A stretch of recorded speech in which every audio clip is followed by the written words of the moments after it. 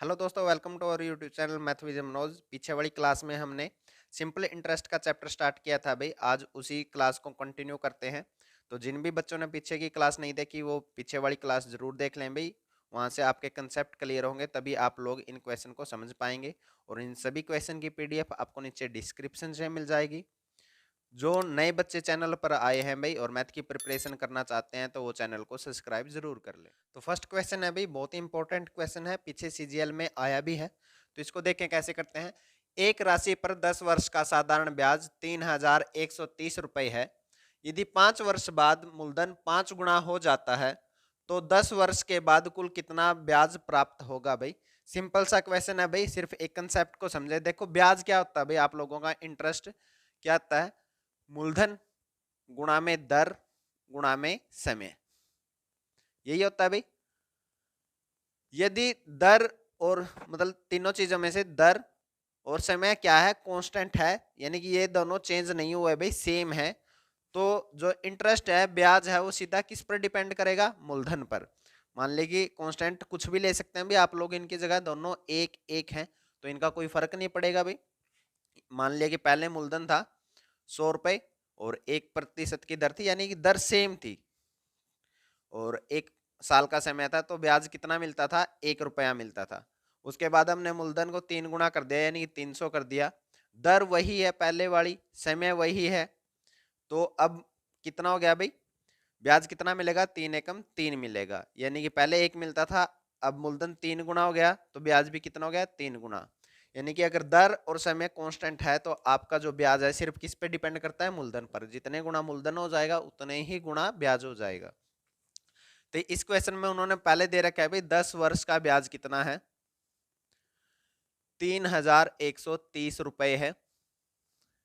तो यहां से अगर मेरे को 5 वर्ष का ब्याज निकालना तो मैं क्या कर लूंगा, 2 से डिवाइड कर लूंगा भाई। तो 2 से डिवाइड होने के बाद 5 वर्ष का ब्याज कितना हो गया भाई, 2 एकम 2, 2 पंजे 10, 2 छिके 12, 2 पंजे 10, इतना हो गया भाई, ठीक है। और उसके बाद क्या हुआ भाई, अगले 5 देख, टोटल 10 साल का बताना है, पहले 5 साल तक तो इतना मिला। उसके बाद क्या हुआ कि मूलधन 5 गुना हो गया। मूलधन अगले 5 वर्ष के लिए मूलधन कितना हो गया, 5 गुना हो गया, तो ब्याज भी कितना हो जाएगा, 5 गुना हो जाएगा। यानी कि इसका 5 गुना करके लिख देंगे अभी हम। एक 1565 का 5 गुना कितना हो जाएगा अभी अपना, 5 5 25, ठीक है। ऐसा लगे कितने, 2 5 के 30 और 2 32, 3 5 5 25 और 3 कितना हो गया, 28, और 5 और 2 कितना हो गया, 7, ठीक है। और तो कुल ब्याज कितना हो गया भाई, पहले इतना था और फिर अगले 5 साल के लिए इतना है, तो टोटल ब्याज दोनों को जोड़ दो, इसमें हम 1565 ऐड कर देंगे भाई, 0, ये कितना हो जाएगा, 8 और 1 9, ये 13 का 3 का आंसर लग गया 1, और 7 रहेगा 8 और 1 9। तो अपना आंसर कितना आ जाएगा, 9390 रुपये अपना क्या आ जाएगा, आंसर आ जाएगा भाई। तो सिंपल सा क्या है, आप लोगों को एक बेसिक सा कंसेप्ट पता होना चाहिए कि ब्याज जो है अगर दर और समय समान है तो ब्याज सीधा मूलधन पर डिपेंड करेगा भाई। जितने गुना मूलधन हो जाएगा उतने ही गुना ब्याज हो जाएगा। अब इन्होंने 10 साल का ब्याज पूछा था भाई, तो पहले 5 साल के लिए मूलधन जो भी था उसका 10 वर्ष का ब्याज कितना था, 3130 था, तो 5 वर्ष का कितना आ जाएगा, 1565 रुपये आ जाएगा, ठीक है। और अगले 5 साल के लिए मूलधन को कितना कर दिया, 5 गुना, तो ब्याज भी कितना हो जाएगा, 5 गुना हो जाएगा, यानी 1565 का 5 गुना हो गया, ये कितना, 7825। टोटल 10 वर्ष का ब्याज बताना था अभी हमने, तो 7825 प्लस में 1565, टोटल अपना ब्याज कितना आ गया, 9390 रुपये। ये अपना क्या हो जाएगा, आंसर। क्वेश्चन है भाई, बहुत ही इंपॉर्टेंट क्वेश्चन है, पीछे सीजीएल में आया भी है ये। तो देखते हैं अभी क्वेश्चन। एक व्यक्ति अपने 2 बच्चों जिनकी आयु 9 वर्ष और 13 वर्ष है के बैंक खातों में 21,750 रुपए की धनराशि इस प्रकार से निवेशित करता है ताकि 21 वर्ष की आयु होने पर 4.5% वार्षिक दर से इनको समान धन प्राप्त हो। छोटे बच्चे का भाग ज्ञात कीजिए, यह हमें बताना है। सबसे पहली बात, इसमें कहीं पर नहीं दे रखा भाई आपको साधारण ब्याज से कैलकुलेट करना है या चक्रवृद्धि ब्याज से। तो आपको जब भी ना दिया हो तो आपको हमेशा साधारण ब्याज से ही चीजें काउंट करनी है, ठीक है। और अब क्वेश्चन को देखते हैं भाई। 21,750 अपनी टोटल राशि है, उसमें से 2 पार्ट उसने कर दिए, ए और बी, 2 बच्चे हैं उसके। इसकी आयु 9 वर्ष है और इसकी आयु 13 वर्ष है। जब 21 वर्ष के हो जाएंगे तो दोनों को समान धनराशि प्राप्त होगी, यानी कि दोनों का मिश्र धन क्या होगा, समान होगा। तो 21 वर्ष होने में इसके कितने साल बाकी है, 12 वर्ष, तो इसको 12 वर्ष का ब्याज मिलेगा। और इसके कितने साल बाकी है, 8 वर्ष, तो इसको 8 वर्ष का ब्याज मिलेगा। ठीक है, अब देखें भाई, ए का हम निकाल लेते हैं भाई, 12 वर्ष का ब्याज कितना बनेगा, दर कितनी है, 4.5%। ठीक है, तो कितना हो जाएगा भाई, ये 4.5 को चाहे तो आप 9/2 लिख के भी कैलकुलेट कर सकते हैं, या फिर आप डायरेक्ट कैलकुलेट कर ले, इतने परसेंट की है तो कितना ब्याज मिला भी हमें, 12×5 = 60, ऐसा लगे 6, 12×4 = 48 और 6 = 54, यानी कि 54% ब्याज मिलेगा भाई। ठीक है, और दूसरे वाले पर कितना ब्याज मिलेगा भाई, बी पर हमें 4.5% की दर है और 8 साल का ब्याज है, तो 8×5 = 40 और 800 के 32 और 4 = 36, यानी 36% का ब्याज दूसरे वाले को मिलेगा। ठीक है, अब कोई भी चीज अपने आप का कितना होती है, 100%। 100% तो ए खुद था और उस पर 54% क्या मिल गया, ब्याज मिल गया, तो यानी कि अपना कितना हो गया, 154% ऑफ ए क्या हो गया, छोटे वाले बच्चे का अमाउंट हो गया। और दूसरे वाले बच्चे का अमाउंट कितना हो जाएगा अभी, 100% तो खुद था, 36% ब्याज मिल गया, यानी कि 136% दूसरे वाले बच्चे का अमाउंट हो जाएगा। ठीक है, अब यहाँ से हम ए बाई बी निकाल सकते हैं, प्रतिशत से प्रतिशत कट जाएगा भाई, मैं यहाँ पे लिख रहा हूँ। ठीक है, तो ए बटे बी अपना कितना आ जाएगा, 136 बटे में 154, इसको आगे 2 से काटोगे तो कितना आ जाएगा भाई, 68 बटे में 77। ठीक है, ये आ जाएगा। अब ए और बी किसके पार्ट है, 21,750 के, यानी कि ए और बी को जोड़ दे तो किसके बराबर आ जाएगा, 21,750 के बराबर आ जाएगा भाई। तो इन दोनों को जोड़ेंगे तो ये कितना बन जाएगा भाई, 8 और 7 15 का 5 का और 7 7 14, यानी 145 की वैल्यू कितनी है, 21,750 है, तो एक की वैल्यू कितनी आ जाएगी, 21,750 बटे में 145। और छोटे वाले बच्चे का भाग बताना है, छोटे वाला बच्चा कौन था, जिसकी 9 साल की एज थी, यानी कि ए था, और ए की वैल्यू कितनी आई है, 68, तो यानी हमें 68 का आंसर बताना है, 68 की वैल्यू बतानी है भाई, तो गुणा में क्या आ जाएगा, 68। अब आप इसको कैलकुलेट कर लें भाई, जैसे भी आपको ठीक लगे, आप इसको इससे काटेंगे भाई, इसीलिए भाई सीजीएल के अंदर आप लोगों की कैलकुलेशन स्ट्रॉन्ग होनी चाहिए भाई, इससे काटोगे तो ये कितना आ जाएगा, 15 आ जाएगा। ठीक है, और 0 की 0, तो इन दोनों के गुणा कर लें भाई, 150 गुणा में 68, तो 0 की 0, 15 8 120, ऐसे लागे 12 15 के 90, 90 और 12 कितना हो गया, 102। तो आप लोगों का आंसर कितना आ जाएगा, ए आ जाएगा भाई, 10,200 क्या था, छोटे बच्चे का पार्ट था। अगर बड़े बच्चे का पार्ट पूछा होता तो क्या बता देते भाई, किसकी वैल्यू बतानी होती है, 77 की। ठीक है, नेक्स्ट क्वेश्चन है भाई, सिंपल सा ही क्वेश्चन है। एक निश्चित धन निश्चित साधारण ब्याज की दर से 2 वर्ष के लिए उधार दिया जाता है। यदि ब्याज की दर 3% ज्यादा होती तो 300 रुपए ज्यादा मिलते, तो धन ज्ञात कीजिए भाई। सिंपल सा क्वेश्चन है भाई, वैसे आप इसको आर वगैरह मान के भी कर सकते हैं, वहां से लेंथ ही जाएगा, मैं सिंपल बता देता हूँ भाई। देखो 3% ज्यादा दर होती तो 1 साल में 3% ज्यादा मिलते, 2 साल में तो गुणा 2, यानी कि 6% ज्यादा मिलेगा, 6% ज्यादा मिलेगा। और ये बोल रहे हैं 300 रुपए ज्यादा मिलते हैं, तो 6% की वैल्यू कितनी है, 300 रुपए है। 1% की वैल्यू कितनी होती है, 300/6 हो जाएगा भाई, 6×5 = 30, यानी कि 50। और मूलधन क्या होता है भाई, 100% होता है, तो आप यहाँ से 100% की वैल्यू निकालते हैं, गुणा में 100, तो आपका मूलधन कितना हो जाएगा, वो धन कितना आ जाएगा, 5,000 रुपए। सिंपल सा क्वेश्चन। नेक्स्ट क्वेश्चन है भाई, सिंपल सा क्वेश्चन है, वैसा ही सिर्फ आप लोगों की प्रैक्टिस के लिए लिया, ताकि आप लोगों को बात अच्छे से समझ में आ सके। एक निश्चित धन निश्चित साधारण ब्याज की दर से 4 वर्ष के लिए उधार दिया जाता है। यदि ब्याज की दर 2% ज्यादा होती तो 800 रुपए ज्यादा मिलते, तो धन ज्ञात कीजिए भाई। तो 1 साल में कितने प्रतिशत ज्यादा मिलता है उसको, 2%। 4 साल में कितना ज्यादा मिलेगा, 8%। तो उन्होंने बोला है कितना ज्यादा मिलता है, 800 रुपए ज्यादा मिलते हैं, तो 8% की वैल्यू 800 रुपए है, तो 1% की वैल्यू कितनी आ जाएगी, 100 रुपए। और 100% होता है मूलधन, तो 100% की वैल्यू कितनी आ जाएगी, गुणा में 100, यानी कि आंसर कितना हो जाएगा आप लोगों का, 10,000 रुपए। तो नेक्स्ट क्वेश्चन है भाई, बहुत अच्छा क्वेश्चन है और बहुत बार रिपीट भी हुआ एग्जाम के अंदर। देखें, 950 रुपए की राशि में से कुछ राशि 6% और शेष राशि को 4% साधारण ब्याज की दर से उधार दिया जाता है। यदि 5 वर्ष बाद उसे ब्याज के रूप में 200 रुपए मिलते हैं, तो 4% की दर से दी गई राशि ज्ञात करें भाई। तो बहुत ही सिंपल क्वेश्चन है भाई, और ये जो क्वेश्चन है ये एलिगेशन मेथड से बहुत आसानी से हल हो सकता है। आप लोगों को ये दोनों चैप्टर बहुत अच्छे से आने चाहिए भाई, क्योंकि हर एक चैप्टर में आप लोगों को देखने को मिलेंगे भाई रेशियो और परसेंटेज।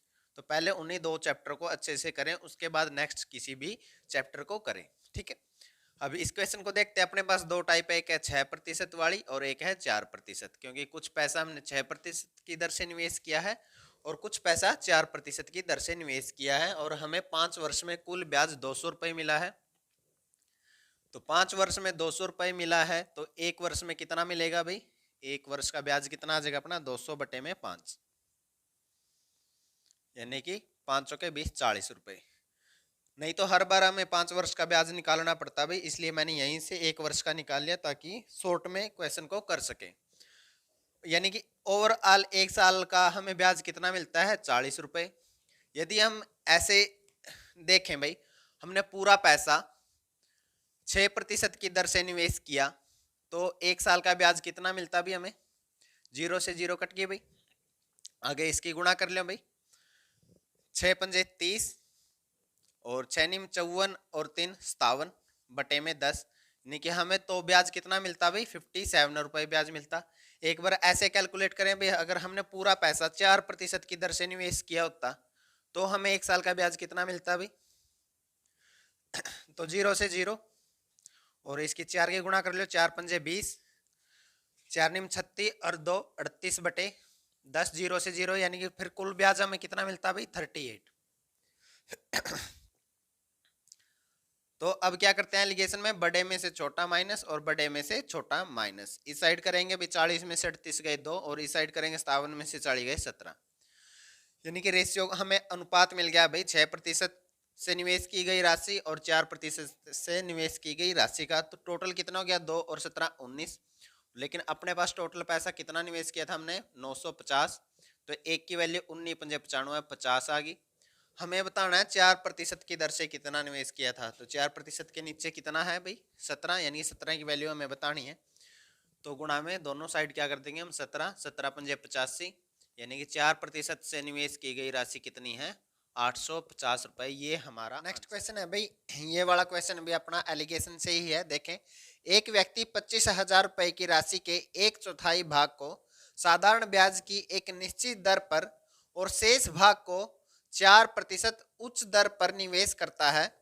यदि 2 वर्ष बाद कुल 4,125 रुपए ब्याज प्राप्त होता है तो उच्च दर क्या थी? ये हमें बताना है भाई।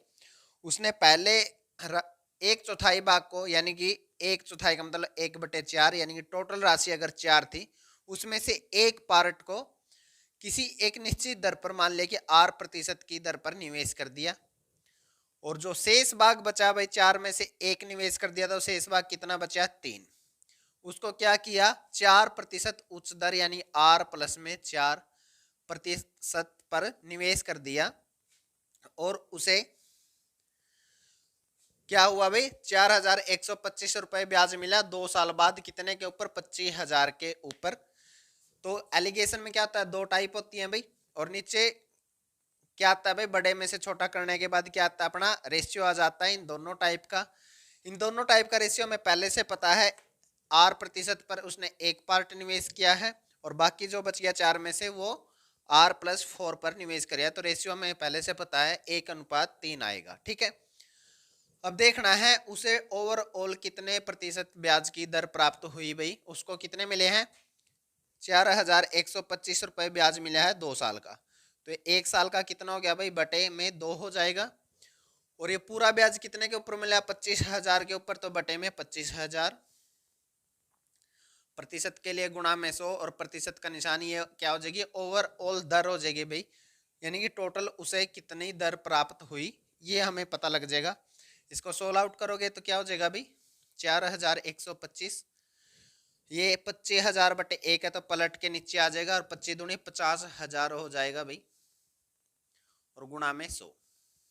2 0 से 2 0, आगे 5 से काट लो भाई, ये आ जाएगा 100, और 5 से काटोगे इसको, ये आ जाएगा 5 8 40, 5 दूनी 10, 5 5 25, और नीचे 100 है तो 2 स्थान छोड़कर दशमलव लगा देंगे, यानी कि ओवरऑल दर उसे कितनी मिली है भाई, 8.25 की दर क्या मिली है, उसको मिली है।